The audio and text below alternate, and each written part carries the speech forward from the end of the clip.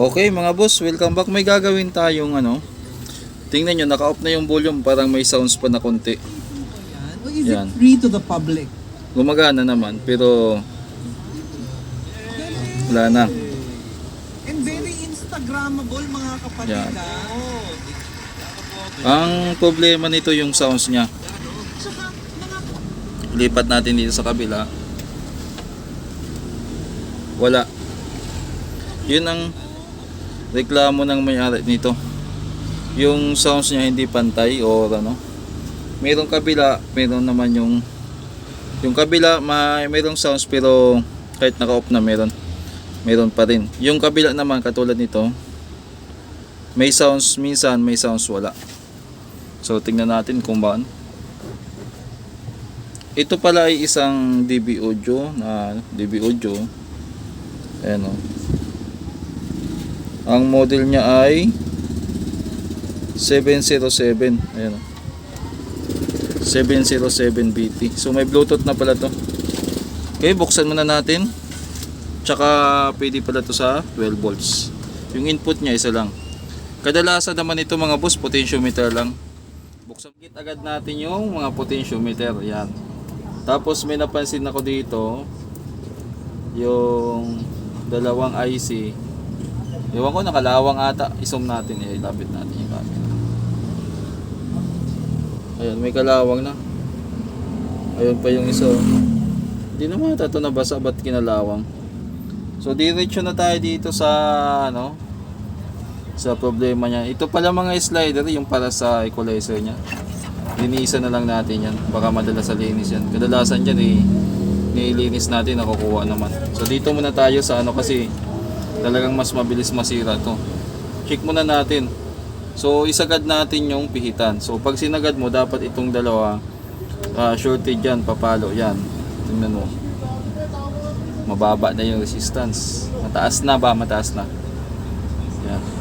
Balik natin dito sa kabila. Wala na rin. Wala na rin. So palit-ulit ko itong ginagawa yung ganitong pag-check. Okay, ito meron pa konti. Meron pa. Balik natin. Mababa na rin. Ito naman, sagad natin. Sagad, wala na rin yung kabila. So ito kasi, kung mapapansin nyo, isang channel yan, isang channel din to. Kasi dual siya. Okay. Okay. Sagad natin pababa. Meron pang konti. Meron pang ito medyo okay pa dito. Pero sa baba hindi. So matik nyan, na rin. Sira na rin yan. Wala na talaga to, patay na. Wala na. So kuha tayo ng bago para maunawaan nyo kung ano yung sinasabi ko. Meron tayo dito. So kunyari nakaganyan yan, di ba? Tinitest natin. So pag sinagad mo to,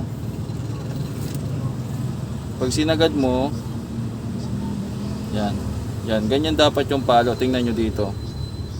Yan yung palo ng ayos. Pag binalik naman natin, itong gitna naman dito, magkakaroon ng yan.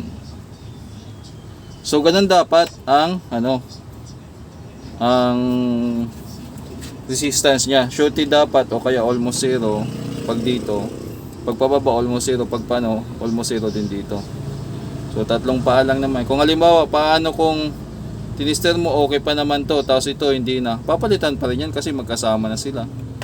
O simple lang yung mga ganito, potentiometer, tapos linis, palit ng kalawang, then baka mamaya maging okay na to. So saglit lang, kalasing. Ito yung switch, palitan ko lang din pala para kasi naka-encounter din ako nito mga boss. Nagiging mitya din to ng back job minsan. Pag ginalaw mo may sounds, minsan wala, mahina. Kaya sinasabay ko na pagpalit to. Kasi naglulos na, lalo na kung mapansin nyo maitim na yung nyo, dapat maputi pa yan o makintab. Palit na din. So palit tayo potentiometer. Yung sa mic hindi pa kasi hindi pa kami nag-uusap ng may-ari kung Ito muna yung sounds. Pag natino na yung sounds, kausapin ko siya kung gusto niya papalitan sa mic. O testing din natin. Mamaya unahin ko muna to. Bali ang potentiometer niya ay Apat na 50k yan. Ayan mga boss, so kinalas ko pating ano, hindi ko pa naikakabit. Lilinisan ko pa pala to. Yan oh. Yan. Inaamag-amag na. Ayan. Dami. Linisan ko muna bago natin ano, tas i-testing natin. Mamaya na natin linisan yung ano. Okay mga boss, ayos na. Bali, potentiometer na 4 at saka yung switch. Inayos na natin. Saka nilinis na rin natin yung ano, tawag dito. Yung mga slider niya dyan. Ayos na yan. Dalawang channel na. Yan. So, kadalasan mga basic lang naman ang sira, kaya madali lang din gawin. So far ito, wala namang ganong kinalawang, doon lang sa IC. Nilinis ko, okay pa naman. So switch lang talaga at saka potentiometer. Yung mic naman, hindi kasi namin napag-usapan ng may-ari. Tawagan ko muna. Pero kung wala nang gagawin dito, hanggang dito lang yung video natin mga boss. Kunting linis na lang to at i-release na natin. So saglit lang, tawagan ko muna yung may-ari.